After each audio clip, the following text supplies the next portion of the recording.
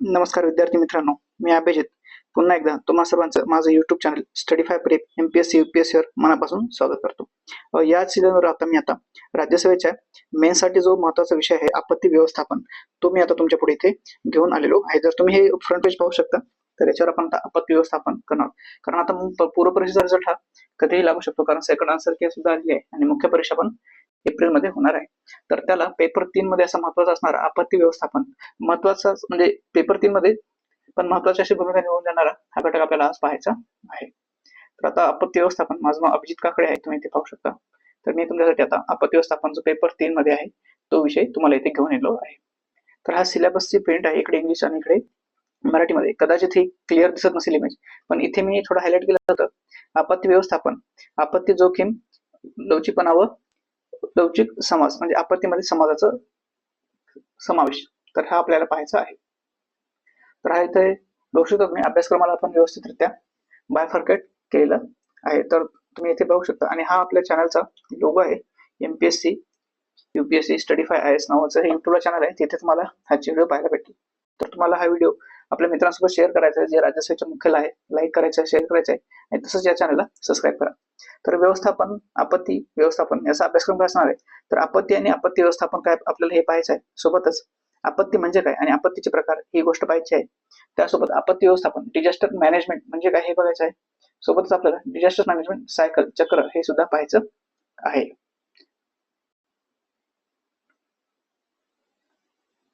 पुढे आहे आपत्ती व्यवस्थापन कायदेशीर तरतूद, याच्यासाठी कोणते कोणते कायदे केलेले आहेत आंतरराष्ट्रीय, राष्ट्रीय स्तरावर आणि राज्य स्तरावर, हे सुद्धा आपल्याला पाहायचं आहे. सोबत सरकारचे आपत्ती व्यवस्थापनावरील उपाय, कोणते कोणते उपाय वगैरे केलेले आहेत ते पाहिजे.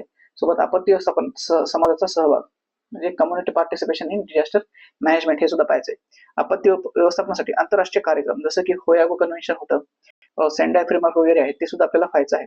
सोबत केस स्टडीज मध्ये आपण विविध आपत्ती पाहणार, जसं की भूकंप, सुनामी, पूर इत्यादी प्रकारच्या, भूस्खलन इत्यादी अशा आपत्ती पाहणार आहोत. त्यांचं म्हणजे एकदम सायंटिफिक पद्धतीने कशा प्रकारे वर्गीकरण केलेलं जातं, त्यांची मॅपिंग, झोन बेस्ड कार्यक्रम वगैरे आपण सर्व पाहणार आहोत. आणि सोबतच विज्ञान आणि तंत्रज्ञानाची आपत्ती व्यवस्थापनात भूमिका काय आहे, जसं की आपण GPS, GIS, त्याच्यानंतर रडार टेक्निक वगैरे वापरतो, वेदर फोरकास्टिंग सिस्टीम वापरतो, त्याच्यासाठी वेगवेगळे सॅटेलाइट्स वगैरे सोडतो आपण, जसे की अर्थ ऑब्झर्वेशन सॅटेलाइट असतात लो अर्थ ऑर्बिटमध्ये. तर ते कशा प्रकारे आपल्याला आपत्ती व्यवस्थापनामध्ये महत्त्वाची भूमिका बजावतात हे सुद्धा पाहायचं आहे. तर आता आपण आपत्ती व्यवस्थापनाचा परिचय करून घेऊया. तर ही स्लाइड तुमच्या पुढे दिसत असावी. तर आपत्ती व्यवस्थापनाचा परिचय. आपत्ती म्हणजे काय? आता एक सर्वसाधारण विचार करा. आपण म्हणतो की कुठेतरी पूर आलाय, भूकंप झाला होता, दरड कोसळली, भूस्खलन झाले, किंवा अपघात झाले मोठ्या प्रमाणात, किंवा कुठे तेलगळती वगैरे झाली. तर एक आपत्ती काय असते? आपत्ती एक वाईट किंवा अनिष्ट घटना आहे, जी नकोशी आहे, कोणालाही नकोशी असते. आपत्ती कोणालाही हवीशी वाटत नाही, बरोबर? तर आपत्ती म्हणजे काय? आपत्ती एक अशी वाईट किंवा अनिष्ट घटना आहे. कशी आहे? अनिष्ट किंवा एक वाईट घटना आहे, जी मानवाच्या नियंत्रणाच्या बाहेरील शक्तीमुळे उद्भवते. म्हणजे काही काही गोष्टी मानवी शक्तीच्या किंवा मानवी नियंत्रणाच्या बाहेर असतात. उदाहरणार्थ भूकंप येणे आपल्या हातात नाही मित्रांनो, किंवा नदीला पूर येणे आपल्या हातात नाही, पण ती मानवी शक्तीच्या नियंत्रणाच्या बाहेर गोष्टीमुळे उद्भवते, आणि जी लवकर, शब्द महत्वाचा आहे, जी लवकर आणि अगदी कमी कालावधीमध्ये घडते. भूकंप कसा एकदम तीव्र येतो, पूर तरी थोडं येतो, पण काही काही गोष्टी एकदम अचानक तीव्र होत जातात. भूकंप झालं किंवा सुनामीच्या लाटा खूप मोठ्या उसळतात, आणि जेव्हा त्या किनाऱ्यावर येऊन जातात तेव्हा खूप वेगाने त्याचं पाणी हे किनारी भागात आतमध्ये घुसतं, जेणेकरून फार कमी कालावधी भेटतो तिथून सावरायला. त्यामुळे जीवन म्हणजे इथं कसं, लाईफचं सोबतच मालमत्तेचे गंभीर नुकसान होते, बरोबर, आणि त्यास धोका निर्माण होतो. यामध्ये मृत्यू याचा समावेश असतात, आणि त्यामुळे सामान्यतः आपत्कालीन सेवांद्वारे दिल्या जाण्याची मदतीपेक्षा प्रयत्नांची जास्त आवश्यकता, म्हणजे नॉर्मल टाइमला जी मदत असते त्याच्यापेक्षा कितीतरी पटीने जास्त मदत दिल्या जाण्याची अपेक्षा असते तिथे, किंवा आवश्यकता असते.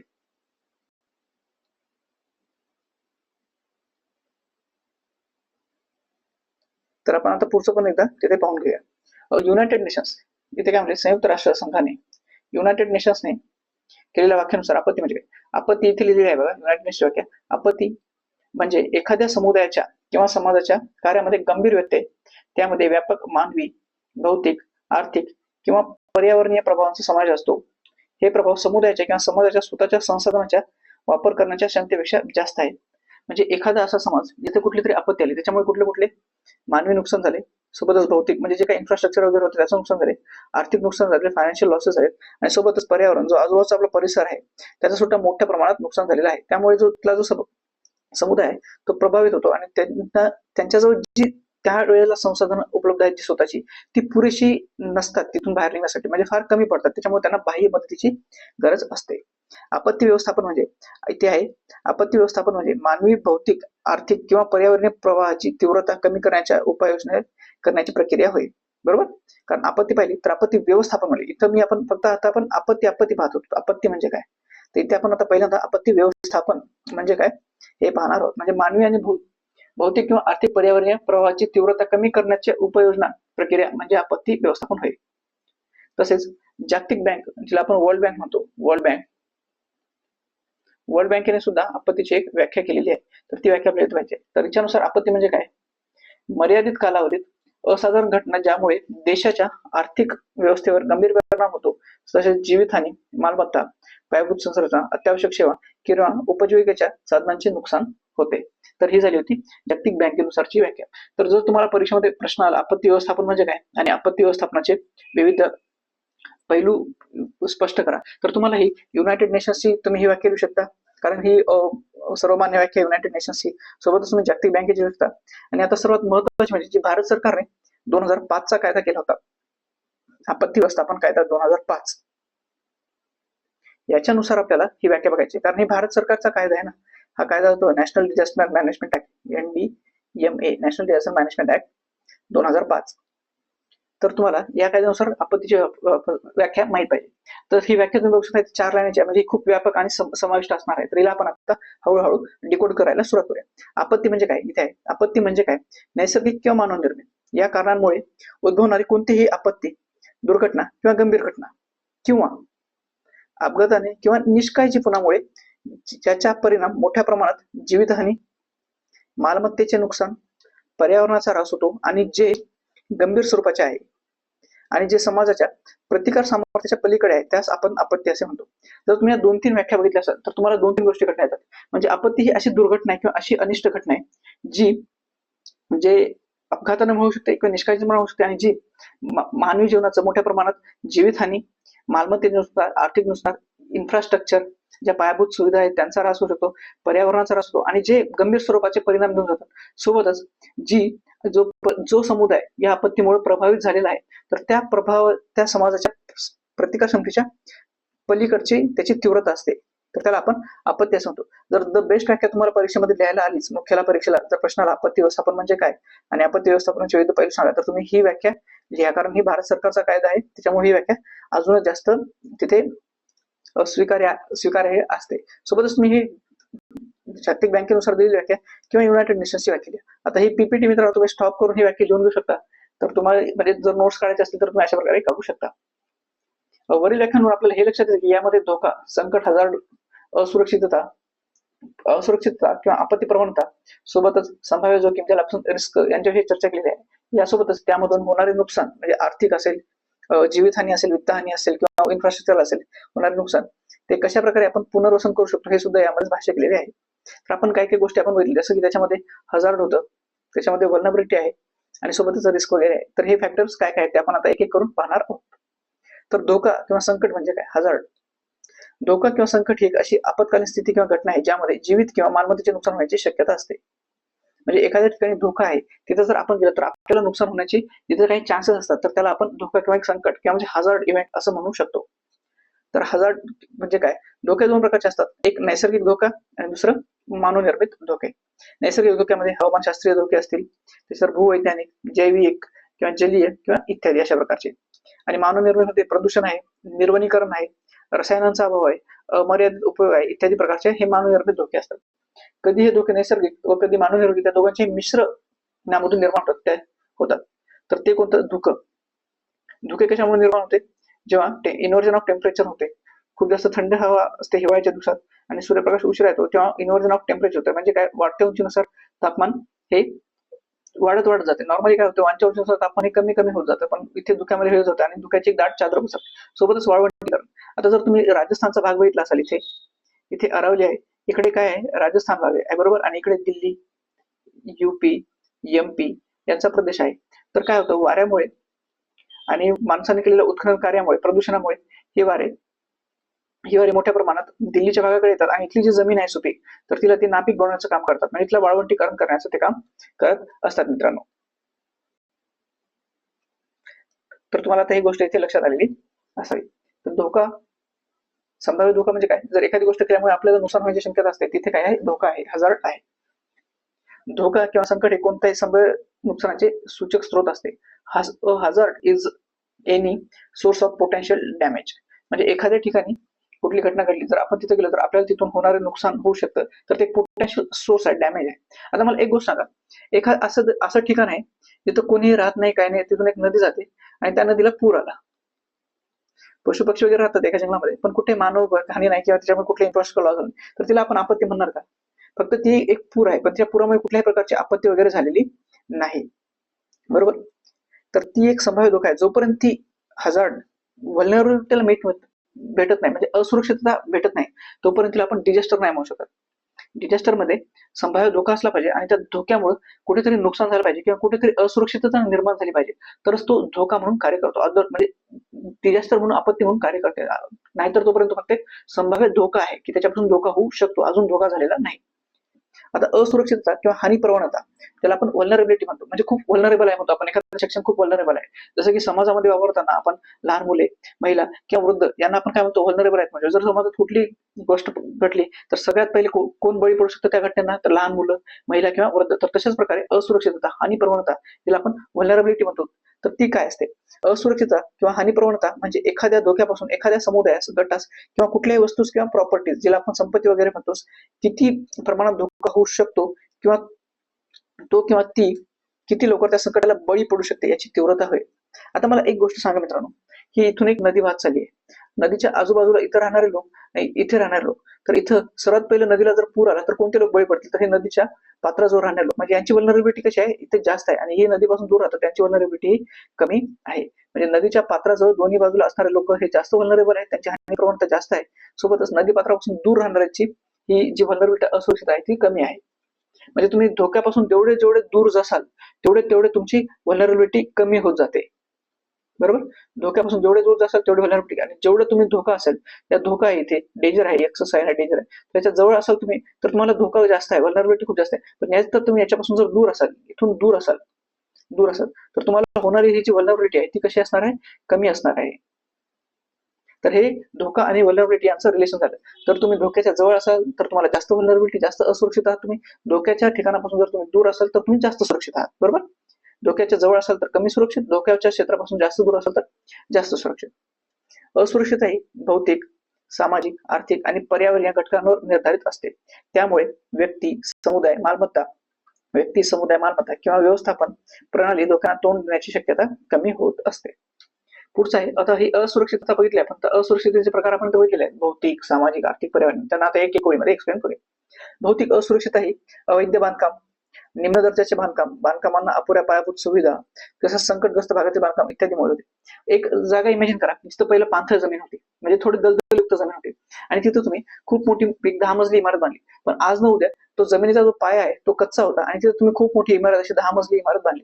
ते पाया कच्चा असल्यामुळे ती कधी ना कधी ढासळणार आणि तिथे भौतिक असुरक्षितता, म्हणजे जे काही इन्फ्रास्ट्रक्चरल जे काही व्हल्नरेबिलिटी होते त्याच्यामुळे तिथे जीवितहानी होण्याचा धोका असतो. तर सामाजिक असुरक्षेमध्ये स्त्रिया, बालके, वृद्ध लोक, दिव्यांगजन आणि समाजातील दुर्बल घटक इत्यादींचा समावेश असतो. तर हे आपल्याला एकदम सर्रास आपल्या समाजामध्ये पाहायला भेटते. एखादी गोष्ट जेव्हा घडते त्यावेळेस सर्वात पहिलं जर कोणते लोक बळी पडत असतील एखाद्या घटकाला, तर ती उदाहरणार्थ तुम्ही घ्या. आता आपण आर्थिक फ्रॉड होत आहेत मित्रांनो, डिजिटल फ्रॉड्स म्हणतो आपण. मोबाईलवर ओटीपी येतो, काही येतो, तर याच्यामध्ये सर्वात जास्त वृद्ध लोकांना टार्गेट केलं जातं, कारण त्यांच्याकडे ई लिटरसी पाहिजे, जी सुशिक्षितता पाहिजे, ई लिटरसी, तर ती फार कमी आहे. सोबतच बालकांना टेक्नॉलॉजीचं तेवढं नॉलेज नसतं. महिलांना मोठ्या प्रमाणात आपण एक्सपोजर दिलेलंच नाही अजून, त्याच्यामुळे त्याही बळी पडू शकतात. तसेच दिव्यांगजन इत्यादी हे समाजात वावरताना असुरक्षित घटक म्हणून पाहिले जातात. तर याच्यातून सामाजिक असुरक्षितता होऊ शकते. सोबत पर्यावरणीय सुरक्षितता.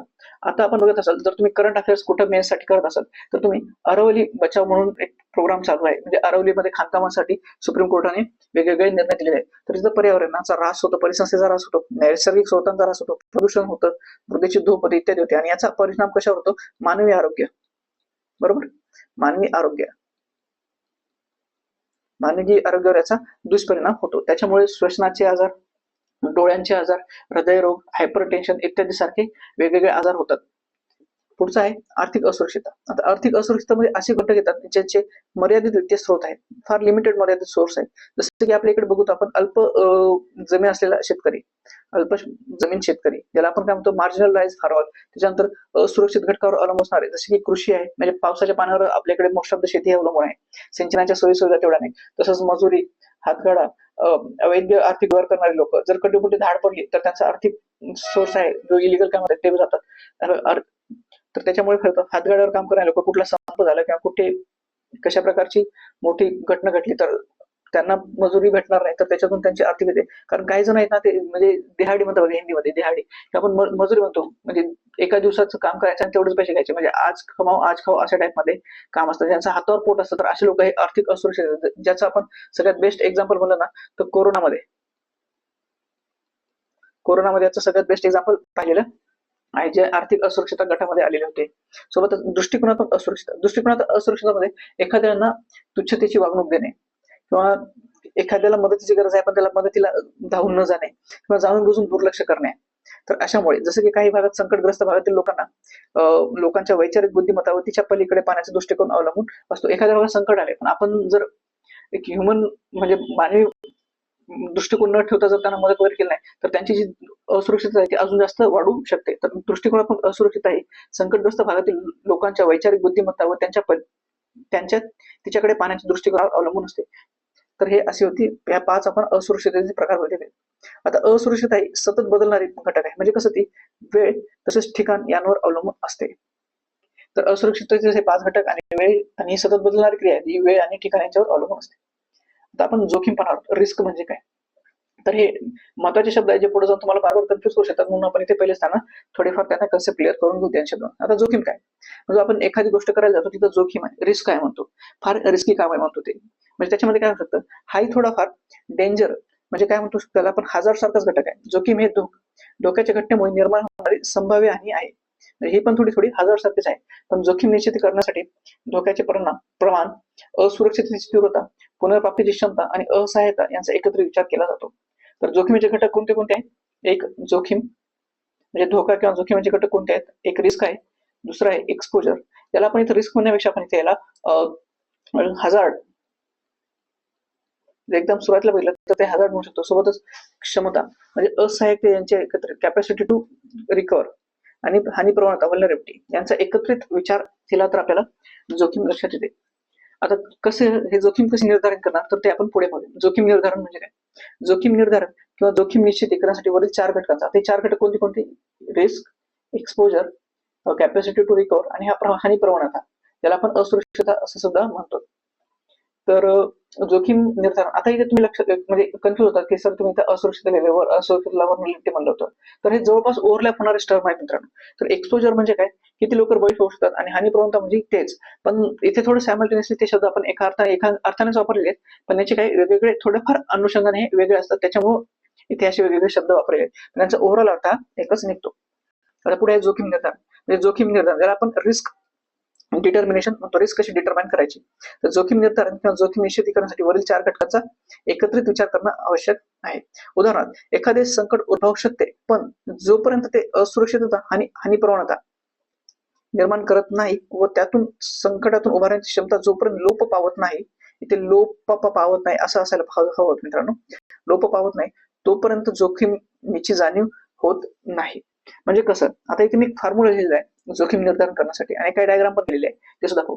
जसं जोखीम आहे, आता संकट आहे, तर कसं संकटाची शक्यता आहे, त्याच्यानंतर हानी प्रवणता आहे, सोबतच असुरक्षित आहे आणि वजा उभारण्याची क्षमता. म्हणजे तुमच्या इथे संकट येणार आहे, तुम्हाला त्याच्यातून हानी होणार आहे, असुरक्षित आहात तुम्ही, लवकर बळी पडू शकता, आणि तुमची त्याच्यासोबत 2 हात करण्याची जी शक्ती आहे म्हणजे उभारण्याची क्षमता आहे ती पूर्णपणे कमी होऊन गेली, तर त्याच्यातून जोखीम ही वाढत जाते. आता आपण इंग्लिशमध्ये पण तोच फॉर्म्युला पाहणार आहोत. रिस्क म्हणजे प्रोबॅबिलिटी ऑफ हझार्ड, म्हणजे संकट होण्याची शक्यता आहे, सोबत वर लिहिल्यासारखं degree of vulnerability plus exposure minus lack of capacity. तुमची कॅपॅसिटी आहे ती पूर्णपणे तिथून तुमच्याकडून ती नष्ट होऊन जाते, तुम्ही स्वतःहून तिथे कोप नाही करू शकत, त्याच्यासोबत त्या संकटाशी लढू नाही शकत, तर तुम्हाला तिथून बाह्य मदतीची सुद्धा गरज असते. तर जेवढे जास्त हे घटक असतील तेवढे जास्त रिस्क सुद्धा जास्त असेल. तर आपण त्याला या डायग्रामच्या माध्यमातून पाहूया. जोखीम वाढते जर इतर घटक सुद्धा वाढले तर. कोणते कोणते घटक आहे? एक्सपोजर. तुम्ही संकटाला लवकर बळी पडू लागलात म्हणजे फार आहात. एक्सपोजर म्हणजे काय की तुम्ही एकदम उघडे आहात म्हणजे फार लवकर जर संकट पहिल्यांदा आलं तर ते तुम्हालाच पकडणार आहे. त्याच्यानंतर दुसरी लाईन, तिसरी लाईन असं एक्सपोजर. त्याच्यानंतर संकट किंवा संकटाची तीव्रता किती आहे? छोट्या लेवलचा आहे, लो लेवल आहे, मिड लेवलचा भूकंप होता म्हणतो किंवा आपण एकदम हाय लेवलचा भूकंप होता म्हणतो, हाय उच्च श्रेणीचा भूकंप म्हणतो. तर संकटाची तीव्रता, त्याच्यानंतर हानी प्रवणता, व्हलनरॅबिलिटी, असुरक्षितता, किती लोक बळी पडतात, बरोबर आहे की नाही? त्याच्यामध्ये महिला किती, वृद्ध किती, बालके किती, दिव्यांगजन किती, तर या सर्व गोष्टींवर रिस्क ही ठरलेली असते. आता पुढे एक डायग्राम आहे ती बघूया आपण. रिस्क तीच आहे, तिला आपण मराठी आणि इंग्लिश मध्ये केलेलं आहे. तिथे व्हलनरॅबिलिटी सोबतच एक्सपोजर आणि हजार्ड. बरोबर. आता त्या हजार्ड मध्ये काय उदाहरण दिलेले आहेत? हजार्ड मध्ये काय? विंड आहे, वारा सुटलाय, वेव्ह सुटले आहेत, स्ट्रॉंग म्हणजे चक्रीवादळ येण्यासारखे आहे किंवा समुद्र पातळीवर किंवा सुनामी आलेली. तर हे रिस्क होते. आता एक्सपोजर कोण आहे? Low line and near shore paper म्हणजे जे म्हणजे आता जर तुम्ही इथे समुद्र असेल, इथे जमीन आहे आणि इथे समुद्र आहे, इथे समुद्र आहे, तर हे इथल्या भागात राहणारे लोक हे त्याला लवकर एक्सपोजर होतात. जे उच्च भागात राहतात तिकडे समुद्राच्या लाटा जाणार नाहीत, पण इथल्या भागामध्ये समुद्राच्या लाटा इझिली फेकू शकतात. त्याच्यानंतर इथे जे समुद्र किनारे ज्यांची घरे होते, जे काही व्यवसाय करत होते, हॉटेल वगैरे, तर ती पूर्णपणे बरबाद होऊन जातील. सोबतच काय त्यांचं इन्फ्रास्ट्रक्चर आणि कल्चरल ऍसेट्स वगैरे आहेत, जे या भागात राहणाऱ्या लोकांची संस्कृती वगैरे असेल, त्यांचे काही म्हणजे सांस्कृतिक, धार्मिक किंवा इतर काही सामाजिक काही चिन्ह वगैरे असतील किंवा काही मंदिर वगैरे असतील, ते सुद्धा याच्यात नष्ट होऊन जातात. तर इथे कल्चरल ऍसेट्स आणि लाईव्हलीहुड्स वगैरे हे सुद्धा लॉस होत जातात. आता व्हलनरॅबिलिटी म्हणजे असुरक्षितता. याच्यामध्ये कोण नॅचरल मिटिगेटिंग फॅक्टर आहेत, कोरल रीफ्स वगैरे हे पण नष्ट होतात. सोबतच बिल्डिंग मटेरियल, लोक वगैरे, प्रिपेअरनेस इत्यादी गोष्टी नष्ट होत असतात. तर आपण इथपर्यंत बघितलं होतं. आता आपण जोखीम कमी करण्याचे चक्र बघू. Way to avoid risk. आता आपण काय काय बघितलं पाहूया. आपण बघितलं जोखीम म्हणजे काय. आपण सर्वात पहिलं बघितलं हजार्ड म्हणजे काय, बरोबर. हजार्ड, धोका किंवा संकट म्हणजे काय हे बघितलं. पुढे पाहिलं आपण ते संकटाचे प्रकार, नैसर्गिक तसेच मानवी निर्मित. त्याच्यानंतर असुरक्षितता किंवा हानी प्रवणता, व्हलनरॅबिलिटी बघितली. त्याच्यानंतर आपण असुरक्षिततेचे प्रकार बघितलेले आहेत. कोणते कोणते? भौतिक, सामाजिक, पर्यावरणीय, आर्थिक आणि दृष्टिकोनात्मक. तर ही 5 याचे प्रकार होते. पुढे आहे जोखीम म्हणजे काय. जोखीम निर्धारण, ज्याला रिस्क डिटर्मिनेशन म्हणतो. त्यासाठी हे 2 फॉर्म्युले, हे तुम्हाला फॉर्म्युले उत्तरात लिहायचे आहेत, तुमच्या आन्सर्स मध्ये लिहायचे आहेत. आन्सर्स मध्ये हे फॉर्म्युले तुम्हाला लिहायचे आहेत. हे फॉर्म्युले तुम्हाला तुमच्या आन्सर्स मध्ये लिहायचे, तरच तुम्हाला मार्क भेटेल. ही डायग्राम सुद्धा काढायचे तुम्हाला आणि फॉर्म्युले सुद्धा लिहायचे आणि हे स्टँडर्ड फॉर्म्युले आहेत मित्रांनो. हे डायग्राम जर तुम्ही काढू शकला तर बेटर आहे, पण या डायग्राम पेक्षा जर तुम्ही अशी स्वतःच्या हाताने काढलेली डायग्राम असेल तर ती खूप जास्त प्रभावित देऊन जाते, कारण तुमची ती होल अंडरस्टँडिंग दाखवते पेपरमध्ये. पुढे जोखीम निर्धारण चक्र, हे चक्र सुद्धा तुम्हाला परीक्षेमध्ये काढायचं आहे आणि त्याला उदाहरणासोबत आपल्याला एक्सप्लेन करायचं. तर आपण आता हे चक्र बघूया. तर आपण आता आजपर्यंत इथे हे चक्र बघून थांबूया. आता हे चक्र काय आपण ते पाहूया. जोखीम कमी करण्याचे चक्र, वे टू अवॉइड रिस्क. सगळ्यात पहिलं काय, रिस्कला स्वीकारा.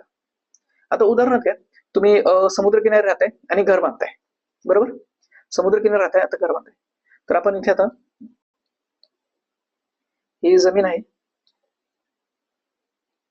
इथे समुद्र आहे, ब्लू पेन मी दाखवतोय तो समुद्र आहे, इथे समुद्र लिहूया आपण, समुद्र आहे आणि इकडे ब्राऊन कलर मध्ये दाखवली, सॉरी,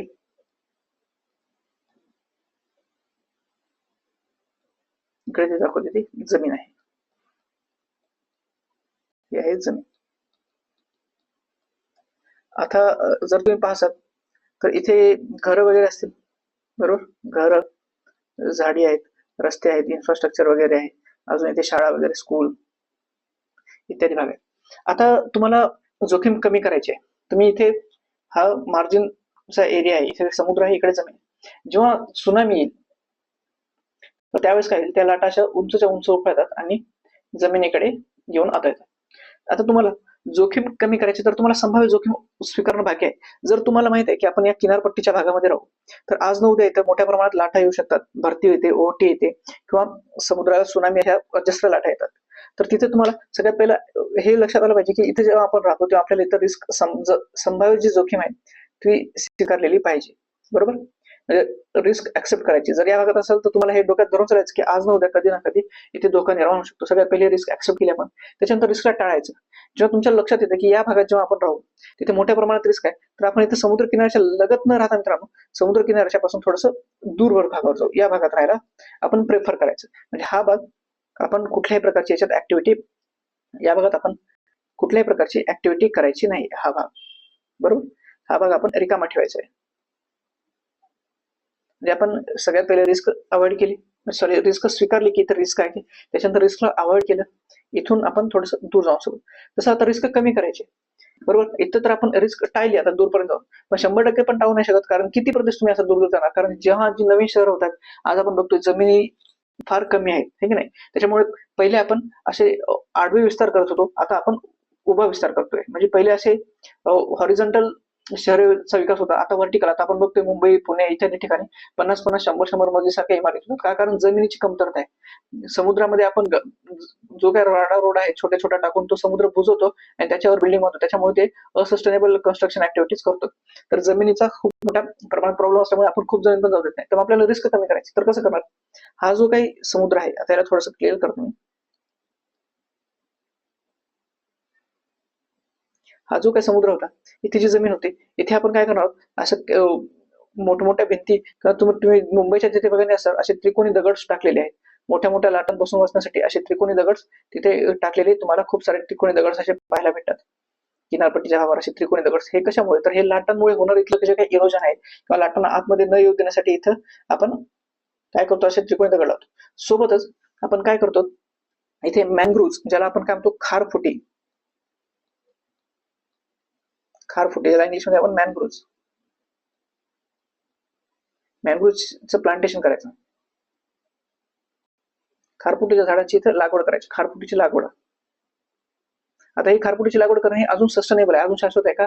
कारण हे झाडं जे आहेत ना, ती येणाऱ्या लाटांपासून आपलं संरक्षण करतील, सोबतच तुम्हाला ऑक्सिजन देतील, त्याच्यानंतर कार्बन डायऑक्साईडचं ऍब्झॉर्प्शन करून देतील, कार्बन डायऑक्साईड कमी करतील, ऑक्सिजनचं प्रमाण वाढवतील आणि पर्यावरणाचा समतोल राखण्यासाठी सुद्धा तुम्हाला हे खारफुटीचे झाडं मदत करणार आहेत मित्रांनो.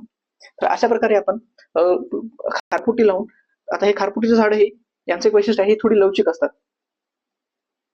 यांचं जे लाकूड असतं हे लवचिक असतं, म्हणजे फ्लेक्झिबल असते. यांचं जे लाकूड आहे ते फ्लेक्झिबल असतं. जरी जोराच्या लाटा आल्या यांच्यावर आदळल्या तर ते हे शॉक ऍब्झॉर्बर म्हणून काम करतील. काय होतील? हे खारफुटीची ही तुमची शॉक ऍब्झॉर्बर म्हणून काम करतील आणि तुमची ही जी मेन इन्फ्रास्ट्रक्चर होतं इथल्या भागातलं, तर त्याचं ते संरक्षण करणार आहे. तर आपण काय केलं, संभाव्य जोखीम स्वीकारली, त्याच्यामुळे आपण जोखीम टाळण्यासाठी आपण घरे दूर बांधली. आपण काय केलं, सगळ्यात पहिलं संभाव्य जोखीम स्वीकारली, म्हणजे हा भाग रिकामा केला. जोखीम टाळण्यासाठी आपण इथून दूर गेलो. त्याच्यानंतर जोखीम कमी करण्यासाठी आपण ते त्रिकोणी दगड किंवा खारफुटीचं लागवड केली आणि जोखमीचं हस्तांतर भागले. जी जोखीम आपण इथे राहिल्यावर आपल्या अंगावर येणार होती, ती जोखीम आपण या दगडांवर आणि इथल्या खारफुटी झाडांवर टाकली. तर जोखमीच्या भाराचे हस्तांतर केलं, आपण रिस्क ट्रान्सफर केली. जी मनुष्यावर रिस्क येणार होती ती आपण काही निर्जीव दगडां वगैरेवर भिंती वगैरे बांधून केली आणि काही सजीवांचा म्हणजे झाड प्लांट जसं खारफुटीची वगैरे लागवड आहे तसं करून केलेली आहे. तर हे तुम्हाला चक्र नाही नसायला हवं होतं. आता आपण इथून हे सर्व क्लीन करूया, जेणेकरून हे सायकल आपल्याला व्यवस्थितरित्या पाहता येईल. तर मी तुम्हाला ही सायकल समजून सांगितलेली आहे, विथ एक्झाम्पल आणि डायग्राम सुद्धा काढून टाकली. हे डायग्राम काढण्यासाठी तुम्हाला परीक्षेमध्ये गरज नाही, तुम्हाला फक्त हे चक्र काढायचं आहे आणि हे चक्र काय आहे ते तुम्हाला एक्सप्लेन करायचं आहे.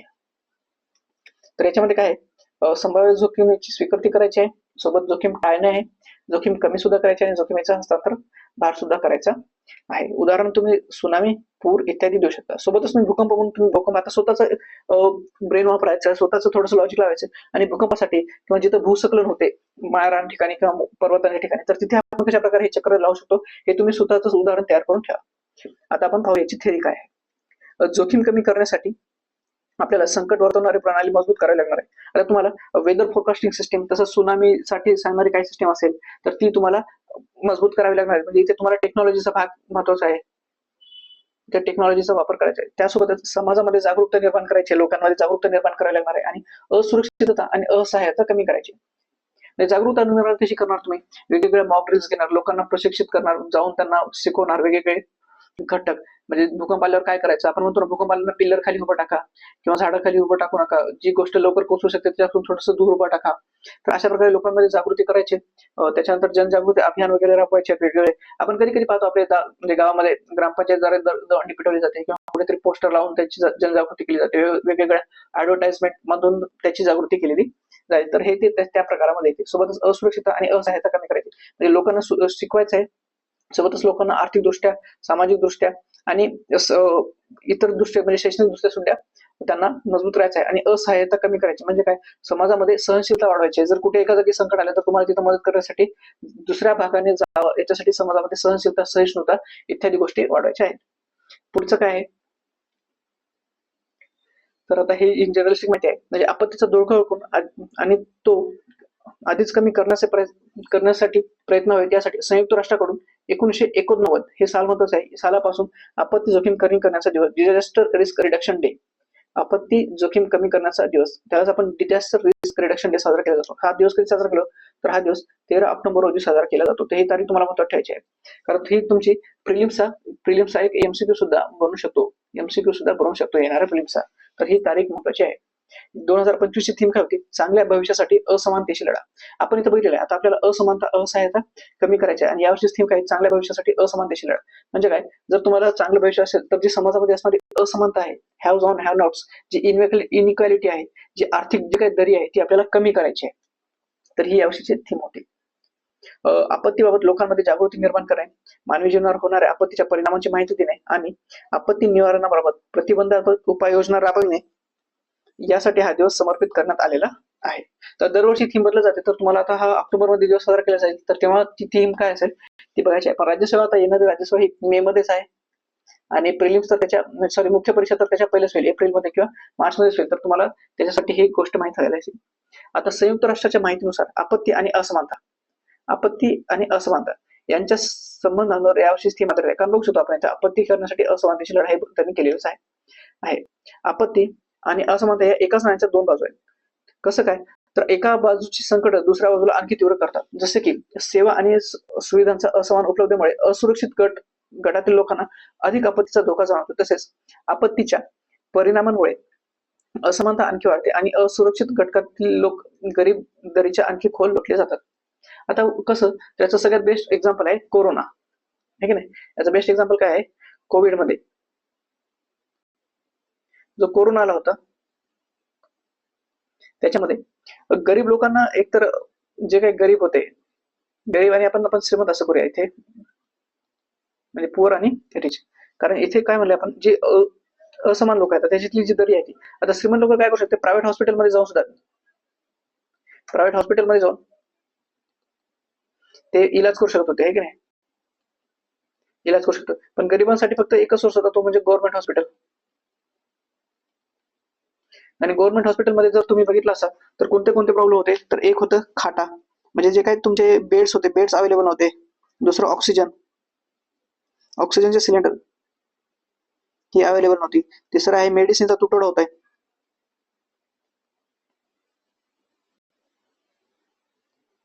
मेडिसिनचा तुटवडा होता,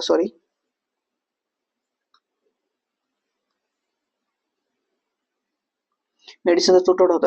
आणि जे काही बेसिक्स म्हणजे आपण त्याला मास्क म्हणू शकतो, सॅनिटायझर इत्यादी गोष्टी ह्या भेटत नव्हत्या. कारण यांना जे हातावर पोट भरणारे लोक होते, जी मजूर हातगाडी काम करणारे, रोज भाजीपाला विकणारे, गाडा लावणारे, ठेले लावणारे लोक, तर यांचा जो उत्पन्नाचा सोर्स आहे तोच पूर्णपणे नष्ट झालेला होता. तर ते अजून जास्त दरी होत गेली. आणि जर समजा या गरिबांच्या घरातील एक करता पुरुष किंवा करती महिला होती आणि ती जर समजा या कोरोनामध्ये निधन झालं, तर तिच्यावर जी पूर्ण परिवार डिपेंड होता तो अजून दारिद्र्यामध्ये लोटला जातो. कारण त्याचा एकमेव सोर्स होता आणि तोही नष्ट झालेला आहे. तर त्याच्यामुळे त्यांना उभारण्यासाठी खूप जास्त वेळ लागणार आहे आणि ही जी काही दरी आहे ती अजून जास्त वाढत जाणार आहे. ही दरी जी आहे ती वाढतच जाईल, तर अशा प्रकारे तुम्हाला या गोष्टी सगळं काही लिंक करायच्या होत्या. तर आतापर्यंत आपण काय पाहिलं याचा एक लवकरच एक रॅपिड रिव्ह्यू घेऊया. तर हे आपत्ती व्यवस्थापनाची सिरीज आणली होती आपण, हा सिलेबस होता, याला आपण बऱ्यापैकी इथे डिकोड केलेला आहे. तुम्हाला या चॅनलला लाईक करायचे मित्रांनो, शेअर करायचे आणि सबस्क्राईब करायचे. इथे मी ही सिरीज पूर्णपणे कंटिन्यू करणार आहे. आपण आपत्ती म्हणजे काय बघितलं, युनायटेड नेशन्स नुसार आपत्तीची व्याख्या बघितली.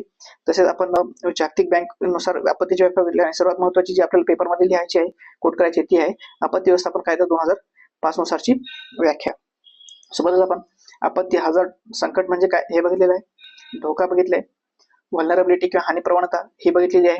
त्याच्यानंतर असुरक्षिततेचे प्रकार बघितलेले आहेत, भौतिक, सामाजिक, पर्यावरणीय, आर्थिक आणि दृष्टिकोनात्मक. सोबतच आपण जोखीम म्हणजे काय बघितले, जोखीमचे निर्धारण कसं होतं, तर हे जी काही 4 घटक आहेत वरची, संकट किंवा धोका म्हणजे काय, असुरक्षितता, क्षमता आणि हानी प्रवणता, तर हे 4 घटक आहेत. तर हे बघितलेले आहेत आपण. सोबत आपण ही डायग्राम जी तुम्हाला फार महत्वाची आहे, तुमच्या उत्तरामध्ये लिहायची आहे, उत्तरात हे दाखवायची आहे ही फिगर, बरोबर. तर तुम्हाला ही फॉर्म्युला लिहायचं, तुम्ही मराठी लिहा, इंग्रजी लिहा आणि ही डायग्राम दाखवा. त्याच्यानंतर आपण ही रेडीमेड डायग्राम इथे पाहू शकतो. सोबत आपण जोखीम कमी करण्याचे चक्र विथ एक्झाम्पल बघितलेलं आहे. तुम्हाला हे जर कळालं नसेल तर ही सिरीज पुन्हा बघा, कारण हे बेसिक गोष्टी आहेत. या जर क्लिअर झाल्या तर तुम्हाला ते पुढे जाऊन फार मदत करणार आहेत. Risk acceptance, risk avoidance, risk reduction आणि रिस्क ट्रान्सफर. तर हे बघितलं आपण. त्याच्यानंतर आपण डिझास्टर रिस्क रिडक्शन ते बघितलं, जे युनायटेड नेशन संयुक्त राष्ट्राकडून साजरा केला जातो. 13 ऑक्टोबर दिवशी हा दिवस साजरा केला जातो. आणि कशा प्रकारे हे गरीब आणि श्रीमंत यांच्यातली दरी वाढवते, त्याला आपण कोरोनाचं एक्झाम्पल देऊन बघितलेलं आहे. तर आज आपण इथे थांबूया आणि इथून पुढच्या भागामध्ये आपण आपत्तीचे प्रकार काय आहेत ते पाहणार. जर मित्रांनो तुम्हाला ही सिरीज खरंच आवडली असेल तर तुम्ही याला लाईक करा, आपल्या मित्रांसोबत शेअर करा आणि या चॅनलला सबस्क्राईब करा, कारण तुमचे लाईक्स आमचे मोटिवेशनसाठी काम करतात, नवीन इनिशिएटिव्ह घेऊन येण्यासाठी. आतापर्यंत मी इथे PYQ सायन्सची सिरीज आणली होती, त्याच्यानंतर गट ब आणि गट ग ची संभाव्य उत्तर दिली, सायन्स इतिहास या क्षेत्रात या भाषेतली. सोबतच मी राज्यसभेची रिपिटिव्हिटीची थीम कशी आहे त्याच्याबद्दल सुद्धा व्हिडिओ घेऊन आलेलो होतो. आणि आता मी तुमच्यासाठी डिझास्टर मॅनेजमेंट, ज्याला आपण आपत्ती व्यवस्थापन होतो, तर ही सिरीज घेऊन येणार आहे. सोबत अशाच प्रकारे तुम्ही मला मोटिवेट करत राहा, लाईक, शेअर आणि सबस्क्राईब देऊन, आणि आपल्या मित्रांसोबत होईल तेवढं शेअर करा. जे कोणी मित्र मुख्य परीक्षेला असतील तर शेअर करा. अशा प्रकारे मित्रांनो आपण आज इथे थांबूया. जर तुम्हाला हे सेशन खरंच आवडलं असेल आणि तुमचे काही डाऊट्स वगैरे असतील तर ते तुम्ही मला कमेंट बॉक्समध्ये सांगा. कमेंट करा तुमचे काही डाऊट्स असतील तर, डाऊट्स, क्वेश्चन. आणि खाली डिस्क्रिप्शन बॉक्समध्ये मी टेलिग्रामची लिंक दिली, माझी टेलिग्राम लिंक असणारा व्हिडिओ खाली, तिथून तुम्हाला टेलिग्रामचं चॅनल माझं जॉईन करायचं आहे. याच नावाने टेलिग्राम चॅनल आहे, तिथे जॉईन करा. तिथे मी तुम्हाला करंट अफेअर्स रिलेटेड आर्टिकल्स, MCQचे PYQs आणि काही क्विजेस सुद्धा तिथे घेत असतो, जे की प्रिलिम्सच्या याच्यामध्ये येऊ शकतात. मी काही प्रूफ सोबत पण दिलेले आहेत, जे काही मी 5-6 क्विज घेतलेले होते, 10-15, त्याच्यामधून 3 ते 4 प्रश्न तुमच्या गट क आणि गट ब च्या एक्झाम मध्ये आलेले आहेत करंट अफेअर्सचे. तर तुम्हाला टेलिग्राम चॅनल सुद्धा जायचं आहे. तुमचे काही डाऊट्स, क्वेश्चन असतील तर कमेंट मध्ये करा. आणि तुम्हाला जर MPSC 2026 साठी काही प्लॅन वगैरे हवा असेल, इथून 4 ते 5 महिने राहिलेले आहेत, जर काही प्लॅन वगैरे हवा असेल तर तुम्ही मला कमेंट बॉक्समध्ये सांगा किंवा तिथे विचारू शकता. तर मी त्याच्यावर सुद्धा एक व्हिडिओ नक्कीच घेऊन येईल की राज्यसेवा 2026 साठीची स्ट्रॅटेजी काय असावी या संदर्भात. तर धन्यवाद मित्रांनो, आपण आज इथे थांबूया.